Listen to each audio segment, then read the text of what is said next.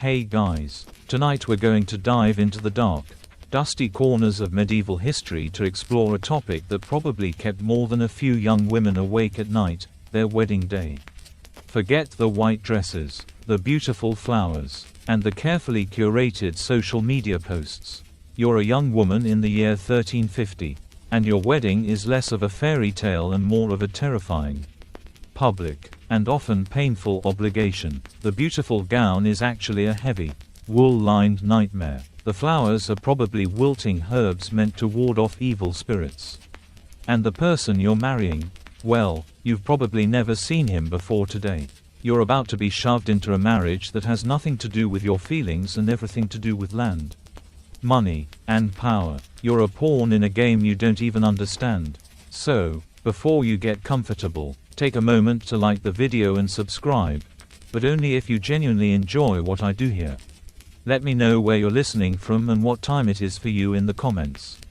Now, dim the lights, maybe turn on a fan for that soft background hum, and let's ease into tonight's journey together. You're standing at the altar, or rather, at the church door, because the most sacred part of the ceremony often took place outside.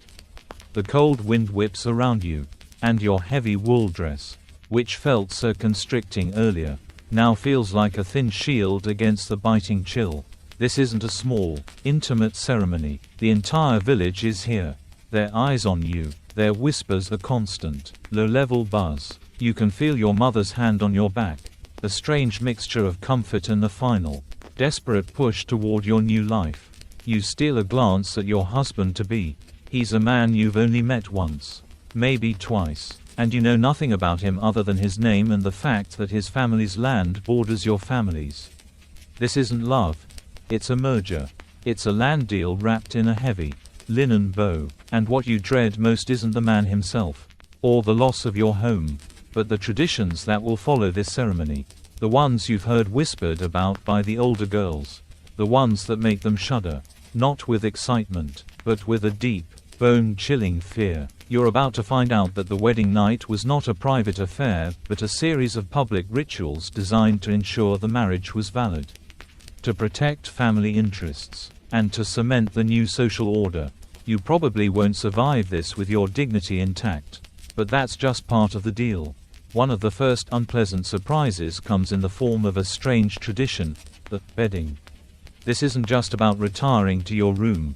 Oh no, the community, your friends, and your family follow you there.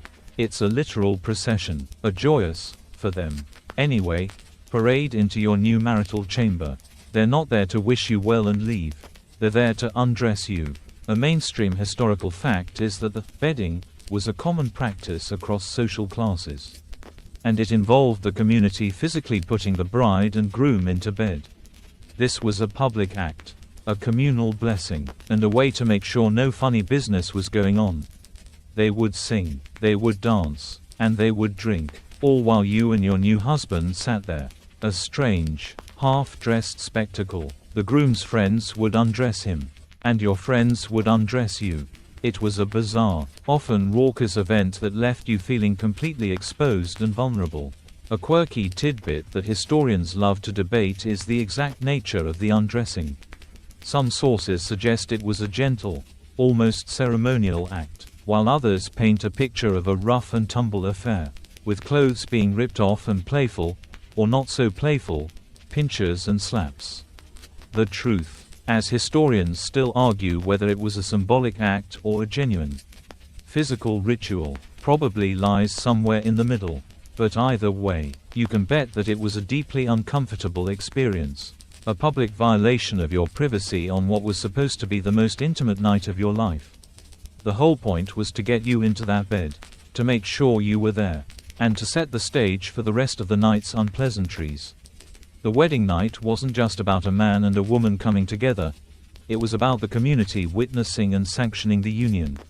A tradition that was meant to be joyous but felt, to you, like a form of public humiliation. As the last of your friends and family stumble out of the room, leaving you alone with your new husband, you might think the public spectacle is finally over. But you'd be wrong. The groom's rights and duties on this night were not about romance or privacy. They were a continuation of the public performance. His primary duty, as dictated by his lord and the expectations of society, was to ensure the marriage was valid, which meant it had to be consummated. This wasn't just a personal matter, it was a political one. For a noble, a successful union meant an alliance was sealed, a land deal was secured, and a future heir was on the way. For a commoner, it meant a new laborer for the farm and a continuation of the family line. Your husband's role was to perform, and the pressure was immense. His duty was to the family, to the Lord, and to the community, not to you. The groom, for his part, was likely just as anxious as you were. He too was a pawn in this game, and his role was to produce a result. A mainstream historical fact is that the marriage was not considered fully valid until it was consummated. The act of consummation was what made the marriage legally binding and unbreakable. This is why the church was so insistent on witnesses and why the community was so involved. They needed proof. The groom was expected to be able to perform this duty, and any failure on his part could be seen as a sign of weakness. Or worse, a curse. This pressure often led to a less than gentle approach, as he was focused on fulfilling his duty rather than on your comfort or feelings. His duty was a public performance, and he was expected to put on a show for the invisible eyes of the village.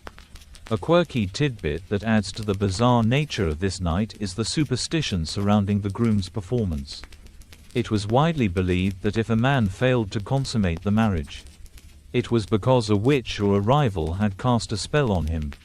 Often called a ligature, this could be anything from a simple knot tied in a rope to a more elaborate curse involving wax effigies. The cure for this, of course, was equally bizarre. It might involve finding the witch and having her undo the spell. Or it might involve a series of strange rituals and prayers. Historians still argue whether these beliefs were genuine or simply an excuse for male impotence.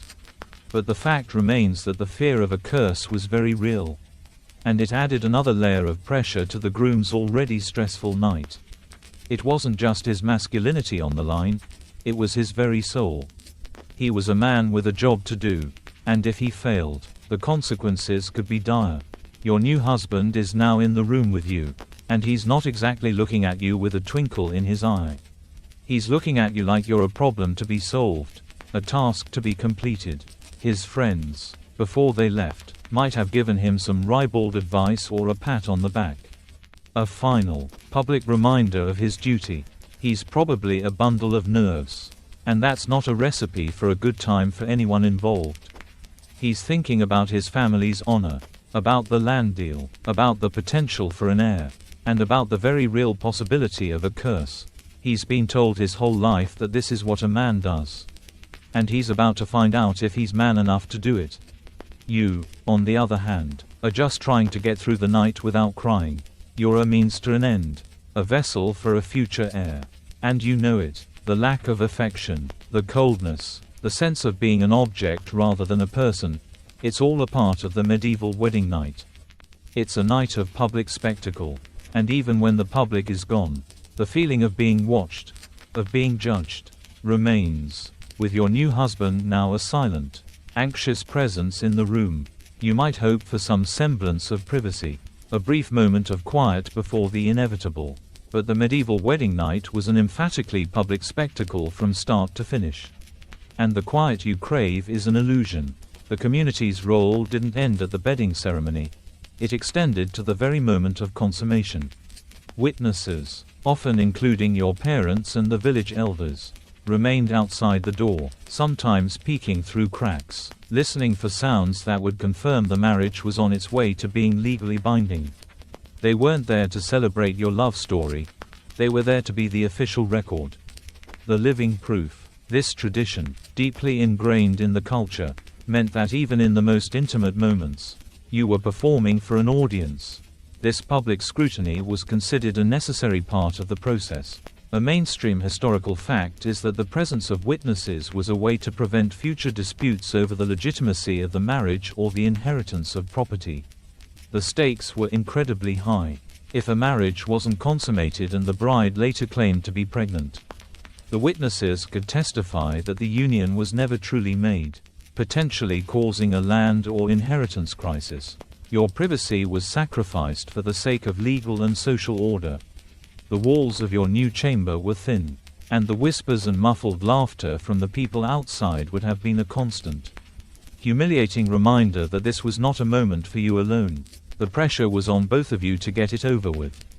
And quickly. There was no time for gentleness or tenderness. You were a public servant, and your duty was to your family and your community, not to yourself. Adding to this bizarre reality is a quirky tidbit about the garter ceremony. After the bedding, and often before the witnesses left, it was a common practice for the groom to have to toss the bride's garter out of the room to the waiting crowd. This wasn't just a fun tradition, it was a symbolic act. A public declaration that the consummation was about to take place, and a gesture of good luck for the rest of the community. Can you imagine? You're lying there, half-dressed, mortified, and your new husband is fumbling with your garter while the entire village waits outside, hooting and hollering. It's an image that's both comical and deeply distressing, and it highlights just how little personal space or dignity was afforded to you on this night. Historians still argue whether this was a universal practice or a more regional folk custom. But evidence from various period texts suggests it was widespread enough to be a source of real anxiety for brides. The garter toss wasn't a signal to leave, it was a signal that the main event was about to begin, and that everyone had a front row seat to the drama. So, you're in this bed, the heavy linen sheets feeling rough and unfamiliar against your skin, and you can hear the sounds of the crowd outside, the muffled singing, the occasional shout, the drunken laughter. It all serves to make you feel even more exposed. You're a spectacle, a prop in your own life's biggest play. The man beside you is just as much an actor as you are. And the two of you are performing a ritual that has been repeated for generations. With the same audience, the same expectations, and the same terrifying outcome. The public spectacle of consummation was a brutal reality, a tradition that saw the private moment of a woman's life as a public asset to be managed, witnessed, and confirmed. It was the ultimate sacrifice of self for the sake of the family and the community. And it's no wonder that medieval women dreaded this night more than almost anything else. The loss of your privacy, the total lack of control, and the constant feeling of being watched were a heavy price to pay for the privilege of marriage. Before the witnesses even got to the point of waiting outside your bedroom door, you had to endure the wedding feast, which was less of a celebratory dinner and more of a chaotic, drunken free-for-all. Imagine a modern-day bachelor party, but for the entire village. And it's happening around you and your groom.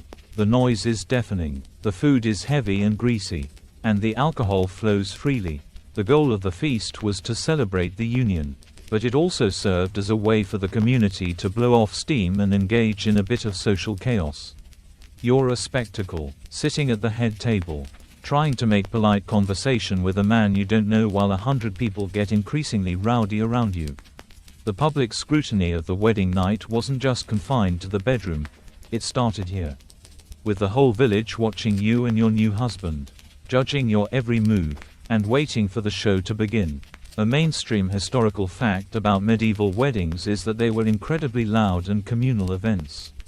The wedding feast was often the biggest social gathering of the year for a village, and it was a chance for people to eat well and drink to excess. The food was often simple but plentiful, and the ale and wine were endless. It was a time of boisterous merriment. But for the bride, it was a source of constant anxiety. You'd be expected to sit there, smiling, while people made lewd jokes and sang songs about the consummation to come. The whole thing was designed to build up the anticipation for the grand finale. And you were the main event. It was a pressure cooker of public expectation, and you were stuck right in the middle of it.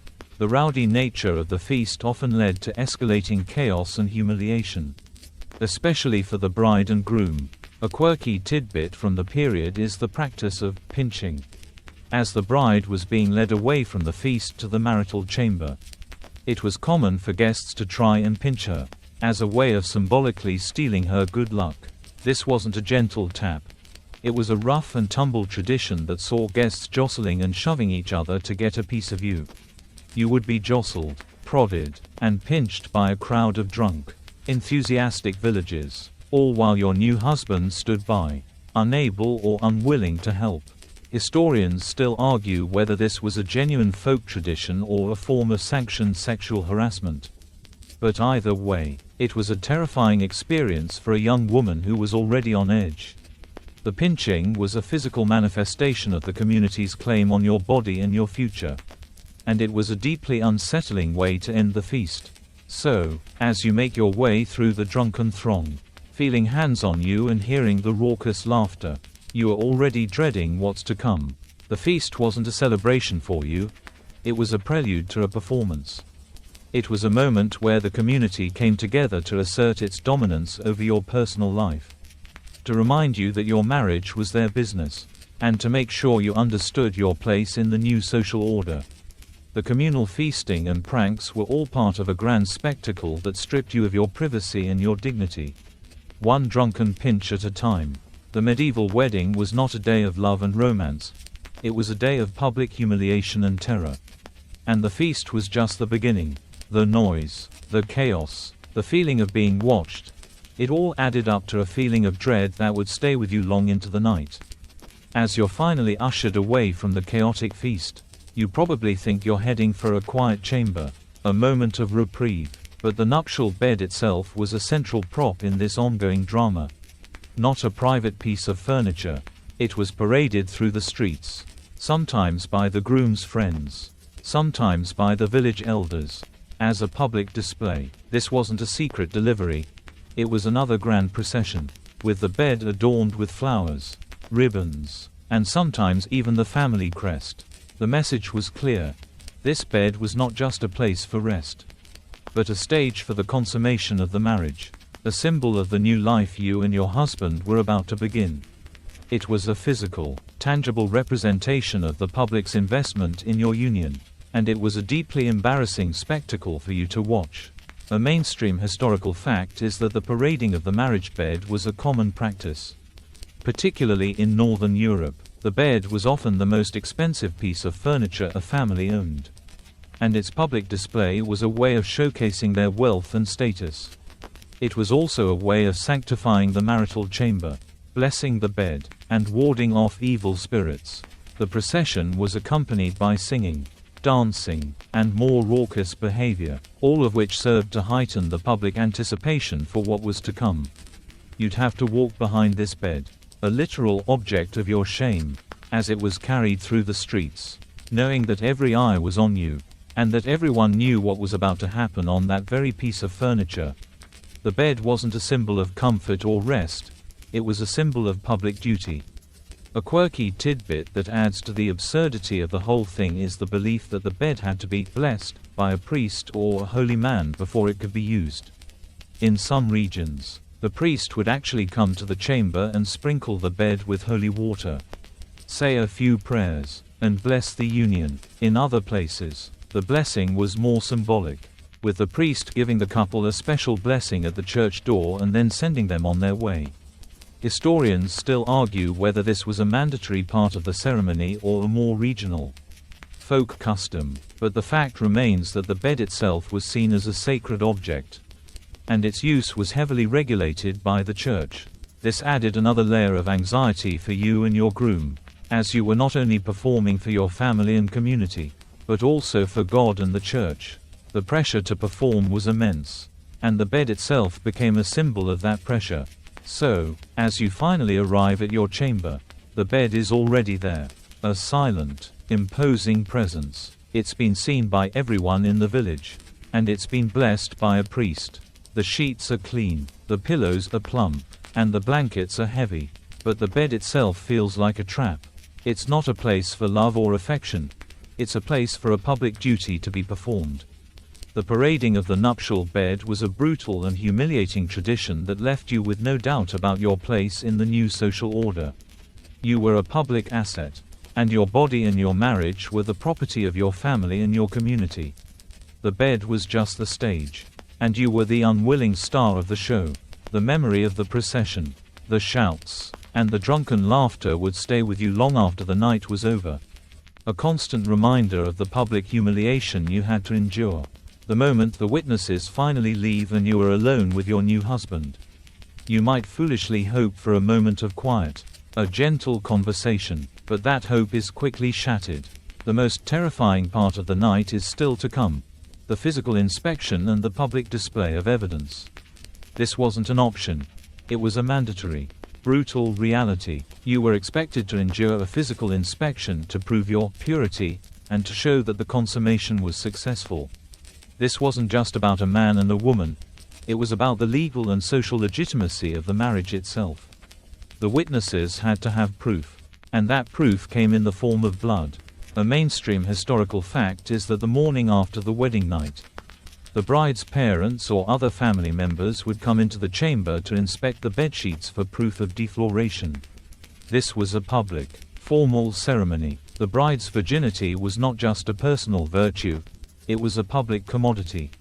A sign of her family's honor and her own moral standing. The bloodied bedsheets were a tangible, visual confirmation that the marriage had been consummated and that the bride was a virgin. This evidence was often paraded through the village. A public declaration of a successful union. Can you imagine the humiliation? The most intimate moment of your life, turned into a public spectacle, with the most personal evidence of it being paraded through the streets for all to see. It's a level of public scrutiny that is hard to even comprehend today. Adding to the horror is a quirky tidbit about the practice of showing the shift. In some regions, the bride was not just a subject of inspection but a participant. She would be expected to come out of the marital chamber the morning after, dressed only in her shift, a simple linen undergarment, to show the villagers that the consummation had taken place. This was a further public humiliation, a way of displaying her body as a testament to the success of the marriage. Historians still argue whether this was a universal practice or a more regional, folk tradition, but the evidence suggests it was widespread enough to be a source of real anxiety for brides. The public display of your undergarment, stained with the evidence of your defloration, was the ultimate act of public humiliation, and it was a final, brutal reminder that your body was not your own.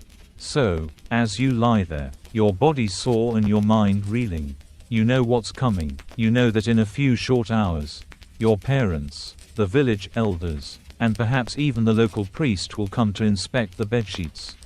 You know that if there is no evidence, the marriage could be annulled, and you could be disgraced. The pressure is immense, and it's a pressure that is placed squarely on your shoulders.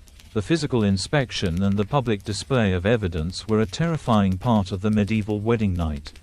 A tradition that saw the most intimate part of a woman's life as a public asset to be managed, witnessed, and confirmed. It was a final, brutal act of public humiliation, and it's no wonder that medieval women dreaded this night more than almost anything else. The wedding night was already a terrifying ordeal, but the fear was amplified exponentially if you were a commoner marrying into nobility. The tensions of social class created an entirely different, and often more dangerous, set of expectations and rituals. For a noble bride, the wedding was a political alliance, a business transaction, but she at least had the protection of her family and her own social standing. For a commoner, a marriage to a lord or a knight was less a promotion and more of a total loss of identity. A descent into a world where she had no power, no voice, and no rights. Her wedding night wasn't just a consummation, it was a demonstration of power. A brutal reminder of her new, subordinate place in the world. A mainstream historical fact is that interclass marriages, while not common, did happen, particularly when a lord needed to secure a piece of land or an alliance with a powerful commoner family. But these marriages were almost always a one-way street, with the commoner wife being forced to give up her family name, her traditions, and her very identity. She was marrying into a world that saw her as an object, a vessel for a future heir. And her new husband, a man who saw her as a possession, a prize to be won. The wedding night, for her, was a brutal display of this power imbalance.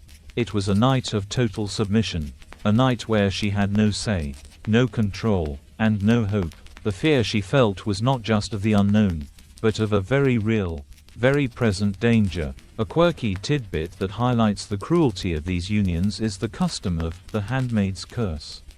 It was widely believed that if a noble married a commoner, a servant or handmaid of the bride, who was secretly in love with the groom, could cast a spell on the couple to prevent the consummation. This was a folk belief, a story told among the commoners, a way of giving themselves a sense of agency in a world where they had none. The curse was said to be a powerful thing, and it was a source of great anxiety for the groom and the bride.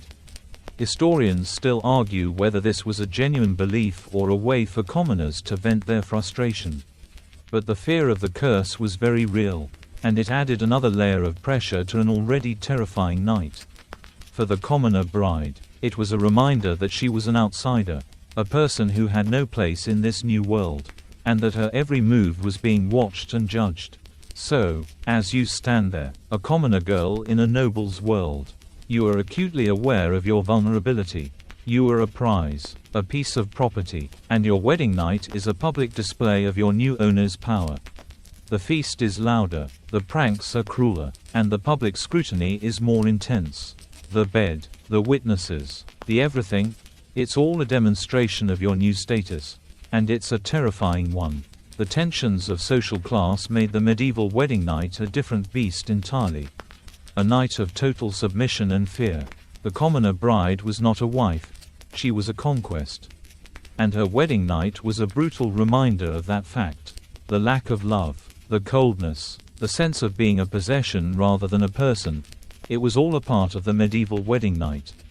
And it was a reality that a commoner bride had to endure, often without a whisper of complaint. For a commoner bride, the fear of the noble groom was only one part of the story. The absolute peak of terror for any medieval bride, regardless of her station, was the notorious and deeply debated tradition of droit du seigneur, or the Lord's right. This was a terrifying, and thankfully often mythical, tradition that gave the feudal lord the right to have sexual relations with a serf bride on her wedding night. It was the ultimate demonstration of a lord's power, a brutal and horrifying claim over the bodies of his subjects. This wasn't just a threat, it was a deeply ingrained fear. A story whispered in hushed tones in every village.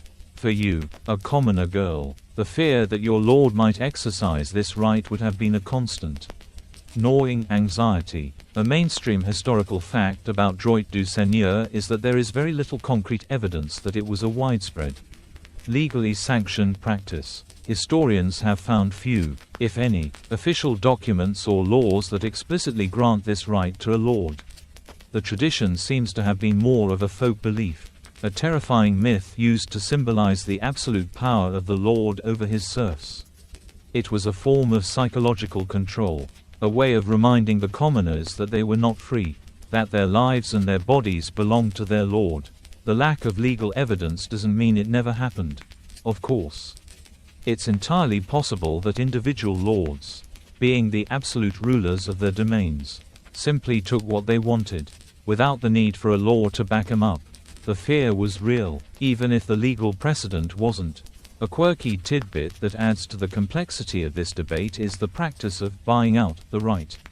In some regions, a serf could pay a fee, often a small amount of money or a gift of livestock, to their lord to be exempt from this terrifying tradition. This redemption fee, as it was sometimes called, was a form of tax, a way for the lord to make money off of a deeply ingrained fear. Historians still argue whether this was a genuine payment to avoid a terrible act or simply a symbolic tax on marriage. But the fact remains that the existence of these payments suggests that the fear of the lord's right was very real.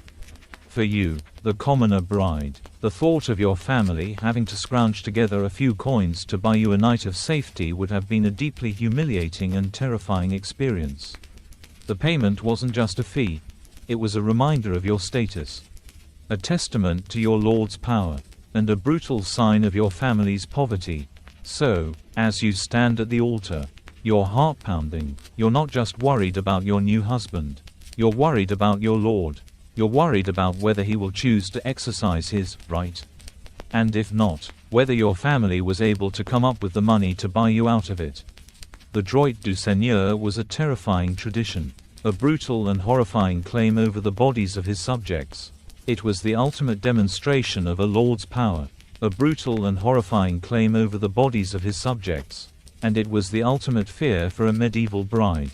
It's a sobering reminder that for many women, the wedding night was not a celebration of love, but a terrifying display of power, a night of total submission, and a night of fear, as if the public humiliation and the fear of the Lord weren't enough.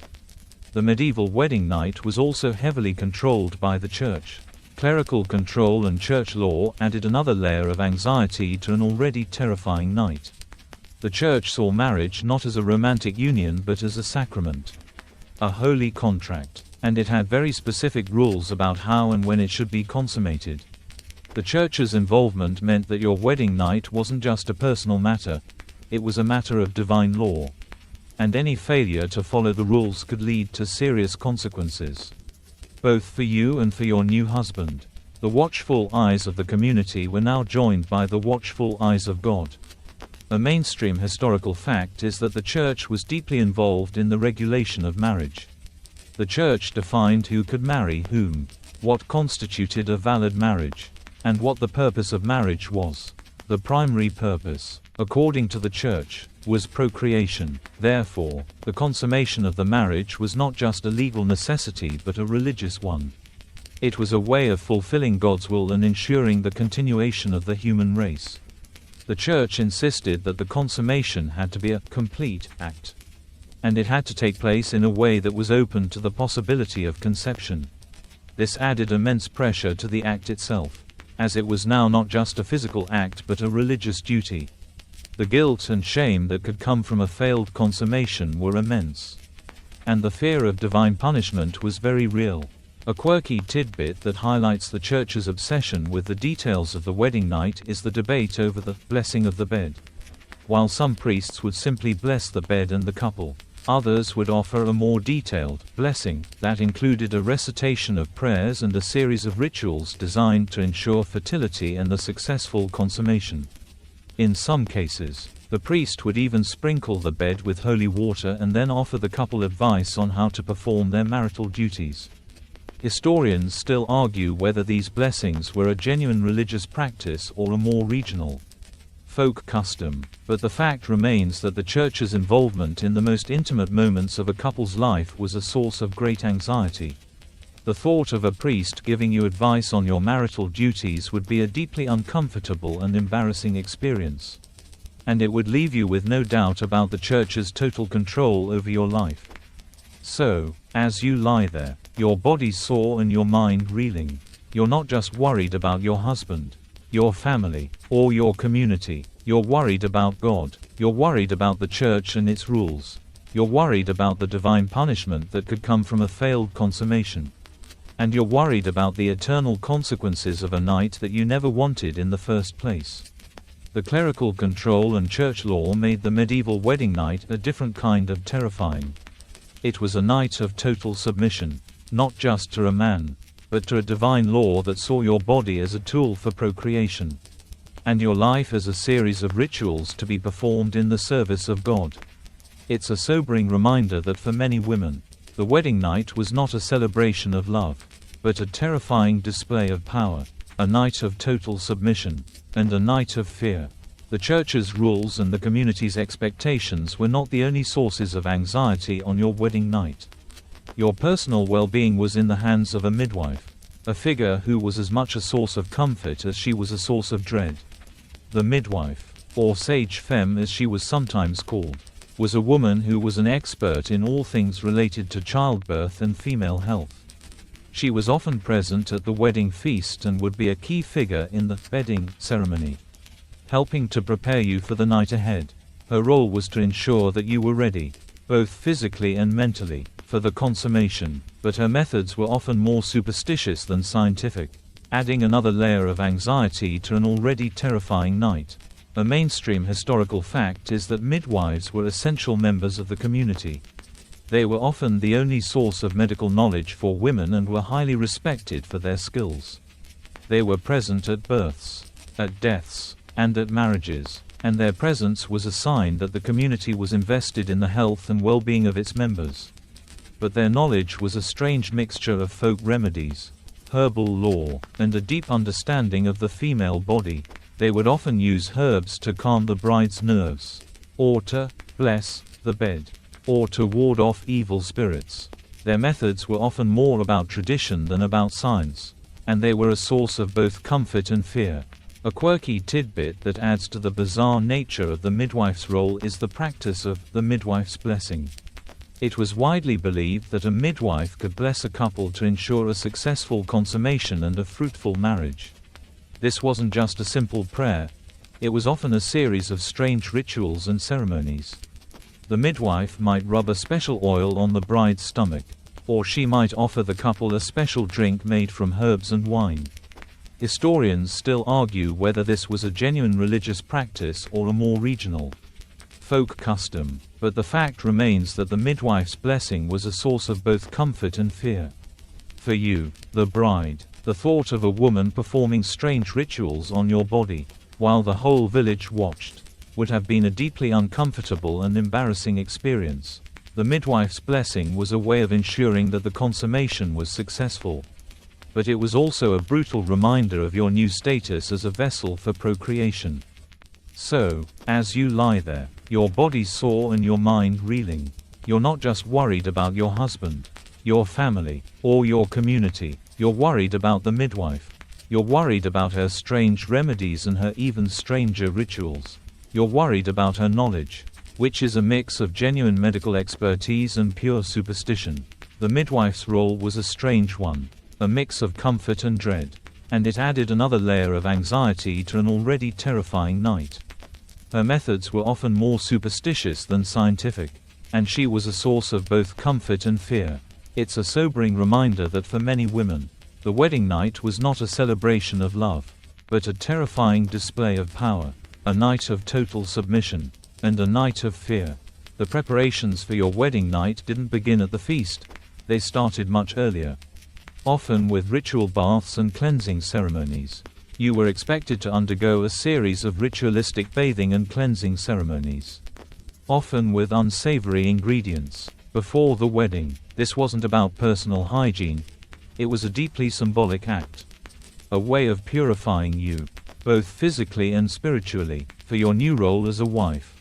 This tradition was meant to cleanse you of your old life and prepare you for your new one. But for you, it was just another deeply uncomfortable and humiliating experience.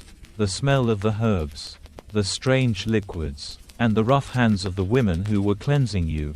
It was all a part of the process. A brutal reminder of your new status. A mainstream historical fact is that ritualistic bathing was a common practice across many different cultures and religions. It was a way of purifying the body and the soul, and it was often a part of major life events, like birth, death, and marriage. In the case of marriage, the ritual bath was a way of preparing the bride for her new role. Both as a wife and as a potential mother, the bath was often administered by the older women of the village. And it was a public, communal event. You would be stripped naked, bathed in a strange mixture of water, herbs, and oils, and then dressed in your wedding gown. The whole thing was a deeply uncomfortable and humiliating experience, and it was a brutal reminder of your new status as a public asset. A quirky tidbit that adds to the bizarre nature of the ritual bath is the use of strange and sometimes unsavory ingredients. In some regions, the bathwater would be infused with special herbs to ward off evil spirits, or with a mixture of animal dung and milk to ensure fertility. Can you imagine? You're being stripped naked and bathed in a mixture of cow dung and milk. All while the older women of the village sing strange songs and make lewd jokes. Historians still argue whether these practices were a genuine religious ritual or a more regional, folk custom, but the fact remains that the use of these strange ingredients was a source of great anxiety for the bride. The smell, the feel, the humiliation, it was all a part of the ritual. A brutal reminder of your new status as a vessel for procreation. So, as you stand there, your body clean but your mind reeling, you're not just worried about your husband, your family, or your community, you're worried about the ritual bath. You're worried about the strange herbs and the even stranger liquids. You're worried about the humiliating process and the even more humiliating public scrutiny. The ritual baths and cleansing ceremonies were a brutal and humiliating tradition that left you with no doubt about your place in the new social order. You were a public asset, and your body and your marriage were the property of your family and your community. The cleansing ceremony was just the beginning, and it was a brutal reminder of the public humiliation you had to endure. The smell, the feel, the humiliation, it all added up to a feeling of dread that would stay with you long into the night. The culmination of all this ritual and public scrutiny was the act itself. And it was a deeply symbolic event. The wedding night was less about pleasure and more about providing tangible, public proof of a successful union. The act of consummation, or what was sometimes called symbolic defloration, was the final piece of the puzzle. The last public ritual you had to endure before your marriage was considered fully valid. It was the moment that all the feasting, the pranks, and the public scrutiny had been leading up to. And it was the moment that you dreaded the most. A mainstream historical fact is that the consummation of the marriage was considered a necessary part of the wedding ritual. The church required it for the marriage to be valid. The law required it for the marriage to be legal. And the community required it for the marriage to be socially acceptable. The act of consummation was a public act. Even if the witnesses were not in the room, the proof of the consummation, the bloodied bedsheets, were to be paraded through the village the next morning. A public declaration of a successful union. The act of consummation was not a private, intimate moment, it was a public, symbolic act, a brutal reminder of your new status as a wife and a potential mother. A quirky tidbit that adds to the bizarre nature of this night is the belief in a chastity belt. While the popular image of a chastity belt is a brutal and horrifying one, historians still argue whether these were ever a real thing. It is more likely that the chastity belt was a more symbolic object. A belt that was tied around the bride's waist by her mother and then untied by her new husband as a part of the wedding ritual. This symbolic act was a way of showing that the bride's virginity was being transferred from her family to her new husband. Historians still argue whether this was a genuine religious ritual or a more regional, folk custom, but the fact remains that the use of a symbolic chastity belt was a source of great anxiety for the bride. The thought of a belt being tied around your waist, a physical symbol of your virginity, and then being untied by a man you barely knew, would have been a deeply uncomfortable and embarrassing experience. So, as you lie there, your body sore and your mind reeling, you're not just worried about your husband, your family, or your community. You're worried about the symbolic defloration. You're worried about the brutal act itself. And you're worried about the public humiliation that will follow. The symbolic defloration and the proof that was required were a brutal and humiliating tradition that left you with no doubt about your place in the new social order. You were a public asset. And your body and your marriage were the property of your family and your community. The act of consummation was just the beginning. And it was a brutal reminder of the public humiliation you had to endure. The pain, the shame, the humiliation, it all added up to a feeling of dread that would stay with you long into the night. The wedding night, for all its terror and humiliation, was merely a prelude to the morning after, which was a formal, public display of a successful consummation. This wasn't a time for a quiet breakfast in bed. Oh no, the morning after was a formal ceremony. A public ritual that was just as brutal and humiliating as the night before. You were expected to get up, get dressed, and present yourself to the community, who were waiting with bated breath for the verdict. The most terrifying part of this ceremony was the presentation of the bloodied bedsheets. A public declaration of a successful union, and a brutal reminder of your new status as a wife and a potential mother. A mainstream historical fact is that the morning after ceremony was a common practice across many different cultures and religions.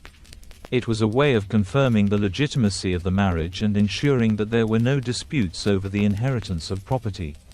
The bloodied bedsheets were a tangible, visual confirmation that the marriage had been consummated and that the bride was a virgin. This evidence was often paraded through the village, a public declaration of a successful union, Can you imagine the humiliation?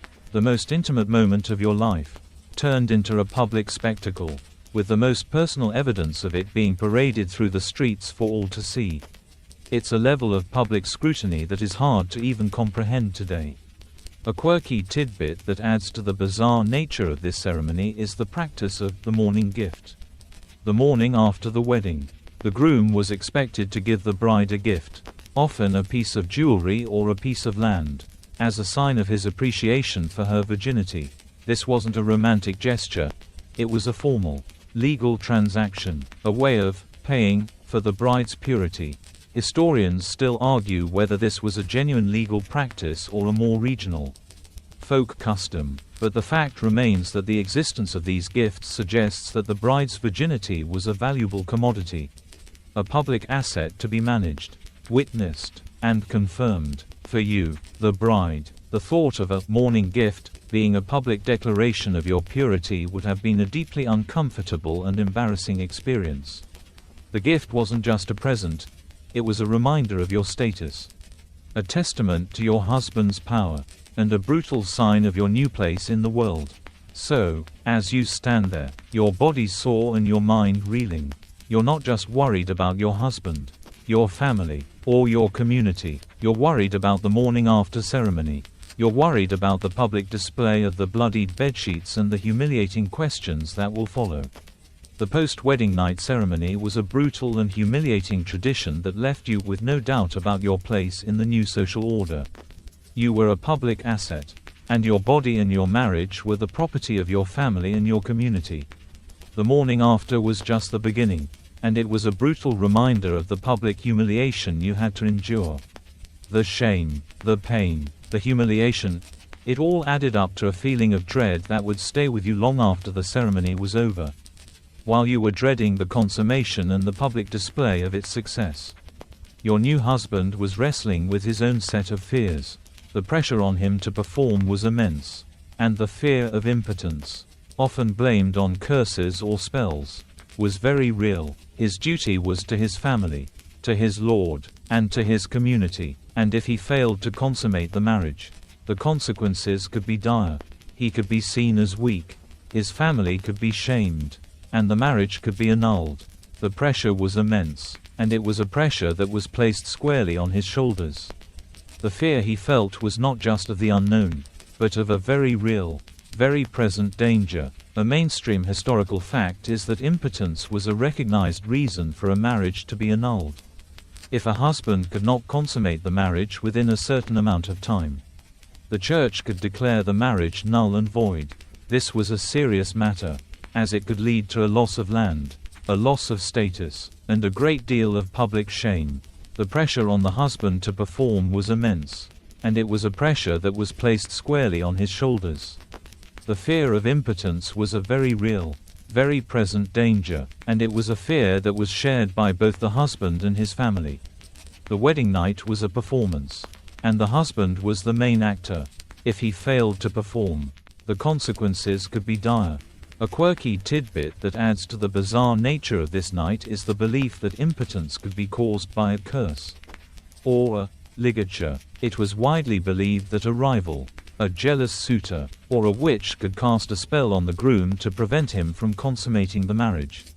The cure for this, of course, was equally bizarre. It might involve finding the witch and having her undo the spell, or it might involve a series of strange rituals and prayers. Historians still argue whether these beliefs were genuine or simply an excuse for male impotence. But the fact remains that the fear of a curse was very real, and it added another layer of pressure to the groom's already stressful night. It wasn't just his masculinity on the line, it was his very soul.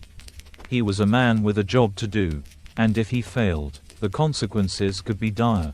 So, as you lie there, your body sore and your mind reeling, you're not just worried about yourself. You're worried about your husband. You're worried about his fear of impotence and the public shame that would follow a failed consummation. The fear of impotence and curses was a very real part of the medieval wedding night, and it was a fear that was shared by both the husband and the wife. The pressure to perform was immense, and it was a pressure that was placed squarely on his shoulders. the fear of failure, the fear of shame, the fear of divine punishment. It all added up to a feeling of dread that would stay with you long into the night. It's a sobering reminder that for many men, the wedding night was not a celebration of love, but a terrifying display of power, a night of total submission, and a night of fear. After all the rituals, the feasting, the public scrutiny, and the terrifying fear of failure, you might wonder what life after the wedding night was like. Well, your future as a wife, and even your survival, depended heavily on the success of that first, dread-filled night. The wedding night was a rite of passage, a brutal and humiliating one, but it was also a test, a performance that you had to pass. If you succeeded, you were a wife, a member of the community, and a potential mother. If you failed, you were disgraced, a source of shame for your family, and you might even be sent back to your old home, your life a total ruin. The wedding night was the ultimate test, and the rest of your life was the reward or the punishment. A mainstream historical fact is that the success of the wedding night was a key factor in a woman's social standing. If the marriage was successfully consummated and a child was born, the woman was seen as a full member of the community. She had fulfilled her duty, and she had a purpose. If the marriage was a failure, or if she was unable to have children, she could be seen as a source of bad luck, a barren woman, and a disgrace to her family. The pressure to have a successful wedding night was immense, and it was a pressure that was placed squarely on your shoulders. The rest of your life was a direct result of that one terrifying night.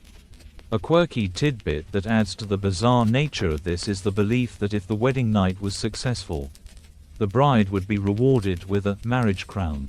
This wasn't a real crown, of course, but a symbolic one, often made of flowers or herbs, that the bride would wear for the first year of her marriage. The marriage crown was a public symbol of her success, a testament to her purity, and a sign of her new status as a wife and a potential mother. Historians still argue whether this was a genuine religious practice or a more regional, folk custom, but the fact remains that the existence of these crowns suggests that the success of the wedding night was a public matter, a source of pride for the family and the community. The thought of wearing a marriage crown would be a constant reminder of your successful wedding night, and a brutal reminder of the public scrutiny you had to endure. So, as you stand there, your body sore and your mind reeling, you're not just worried about your husband, your family, or your community. You're worried about your future. You're worried about the life that will follow this terrifying night. And you're worried about the possibility of failure. The wedding night was a brutal and humiliating tradition that left you with no doubt about your place in the new social order. You were a public asset, and your body and your marriage were the property of your family and your community. Life after the wedding night was just the beginning, and it was a brutal reminder of the public humiliation you had to endure. The shame, the pain, the humiliation, it all added up to a feeling of dread that would stay with you long after the ceremony was over. And so you begin your new life, a life that was a direct result of one terrifying, dread-filled night.